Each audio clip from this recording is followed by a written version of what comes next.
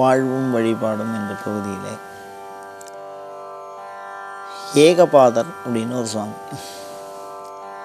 அது எப்படி இருக்கும் அப்படின்னா, ஒரே ஒரு பாதம். நம்ம சமயத்திலேயே சிற்ப சாஸ்திரத்தில் பார்த்திங்கன்னா ஒரு தலை இருக்கும், இல்லைன்னா 5 தலை அப்படின்னு நிறைய தலைகள் இருக்கும், நிறைய கைகள் இருக்கும். 20க்கும் மேற்பட்ட கைகள் இருக்கிற சாமி, 10க்கும் மேற்பட்ட கைகள், 18 கை உள்ள சாமி, அது மாதிரிலாம் சாமி இருக்குது. ஆனால் பாதம் உண்டியும் எப்பொழுதுமே 2ஆக தான் இருக்கும் பெரும்பாலும். அதாவது சிற்பசாஸ்திரத்தில் எந்த சாமியாக இருந்தாலும் சரி, இப்போ 6 முகம்னு சொல்கிறோம், 6 முகம் இருக்குது, 12 கை இருக்குன்னு, ஆனால் பாதம் 2 தான் இருக்கும். ராவணன்னு சொல்லுவோம், 10 தலை இருக்குது, 20 கை இருக்குன்னு, ஆனால் 2 பாதம் தான் போடுவோம்.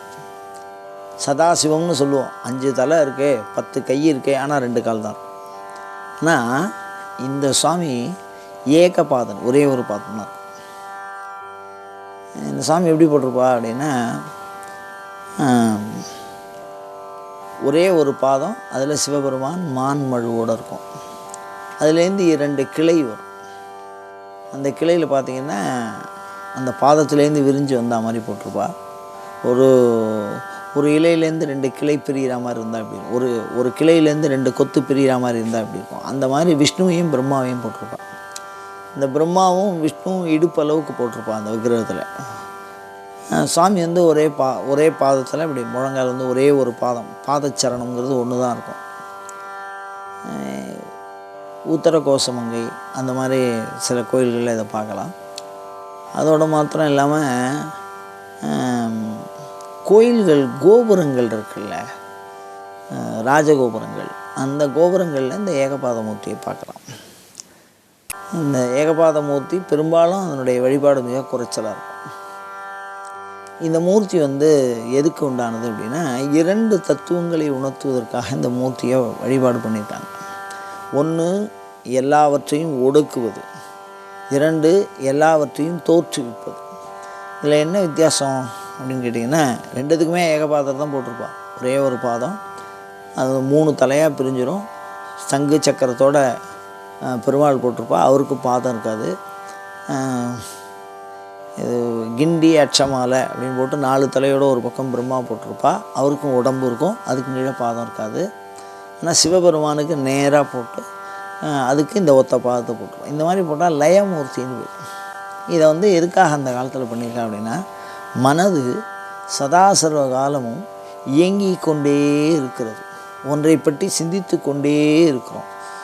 நிறையா பேருக்கு இது ஒரு பிரச்சனையாகவே சொல்லுவாள். என்னென்னா, ராத்திரியில் தூக்கமே வராது. எதையாவது இந்த எண்ணெய் ஓட்டம் அப்படியே ஓடிகிட்டே இருக்கும், நிற்காது. அது தூக்கத்தை கெடுக்கும். அதுக்கப்புறம் இரத்த ஓட்ட சம்பந்தமான சில பிரச்சனைகள் எல்லாம் இந்த தொடர்ந்த எண்ணமானது நமக்கு தோற்றுவிக்கும், தூக்கமின்மையை ஏற்படுத்தும். அது முதல்ல சர்வ வியாதிக்கும் அது ஒரு காரணம். தூக்கமின்மைங்கிறது மற்ற எல்லா வியாதியும் அதுக்கு காரணமாயிடும். அந்த காலத்தில் அரசர்களுக்கு அந்த மாதிரி பிரச்சனை இருக்கும். என்னென்னு கேட்டிங்கன்னா, 4 பக்கமும் பிரச்சனையாக இருக்கும். மன்னர் எதிரிகளால் பிரச்சனை, உள்நாட்டு கலவரங்கள், பொருளாதார பிரச்சனை, மற்றபடி உள்ளுக்குள்ளே இருக்கக்கூடிய விஷயங்கள், நம்பிக்கை, அந்த மாதிரி எல்லா விஷயத்தையும் போட்டு அவள் குழப்பிகிட்டே இருப்பாள். அதனால் அந்த எண்ணெய் ஓட்டம் அதிகமாக இருக்கும். அதனால் ஒரு தெளிவான முடிவு, இதை இப்படி தான் செய்கிறது அப்படின்னு ஒரு குழப்பத்திலேயே இருப்போம் நம்ம. அந்த ஒரு தெளிவான முடிவு நமக்கு கிடைக்காத சூழல்கள், நிறைய சந்தர்ப்பங்களில் நம்ம ரொம்ப தடுமாறி போயிடும். அந்த மாதிரி சூழ்நிலையில் இந்த ஏகபாதர் அப்படின்னு சொல்லக்கூடிய இந்த சுவாமியை நம்ம ஆகம தியானப்படி, ஆகமத்தில் ஏகபாத மூர்த்திக்கு என்ன தியானம் சொல்லியிருக்காளோ அந்த தியானத்தைப்படி நாம் மனதிலே எண்ணி வழிபடுவோமேயானால் மனதானது அமைதியுற்று மிக தெளிவான ஒரு முடிவை எடுக்கிற ஆற்றலை பெறும். ஏகபாத மூர்த்திக்கு அப்படி ஒரு சிறப்பு இருக்குது. அதே மாதிரி பார்த்திங்கன்னா, ஒரு சில இடங்கள்லாம் பிரச்சனை மேலே பிரச்சனை வந்துட்டே இருக்கும். ஒரு பிரச்சனை முடிஞ்சால் அடுத்த பிரச்சனை ஆரம்பிக்கும், அது மாதிரி வந்துட்டே இருக்கும். அப்படி வந்துட்டே இருக்குது. ஒரு பெரிய பெரிய நிறுவனங்கள் எல்லாம் இது சகஜமாக நடக்கும். அந்த மாதிரி நிறுவனர்கள் அந்த நிறுவனர்கள் இது மாதிரி அங்கங்கே பிரச்சனை இருக்கிறதுனால அதை லயப்படுத்திக்கிறதுக்காக அந்த பிரச்சனைகள்லாம் அமைதியுறுவதற்கு இந்த ஏகபாத மூர்த்தியை நாம் வழிபாடு செய்தோமேயானால் ஒரு நிறுவன பிரச்சனையாக இருந்தாலும் சரி, தனி நபரின் மானுட மனதிலே தோன்றுகிற பிரச்சனையாக இருந்தாலும் அதை நீக்கி விடுவார் ஏகபாதர். மன அமைதியையும் தெளிவையும் நமக்கு செய்வார். ஒரு படைப்பாற்றலை நமக்கு அருள்வார் அப்படின்னு ஆகமங்கள்லாம் பரிந்துரை செய்கிறது.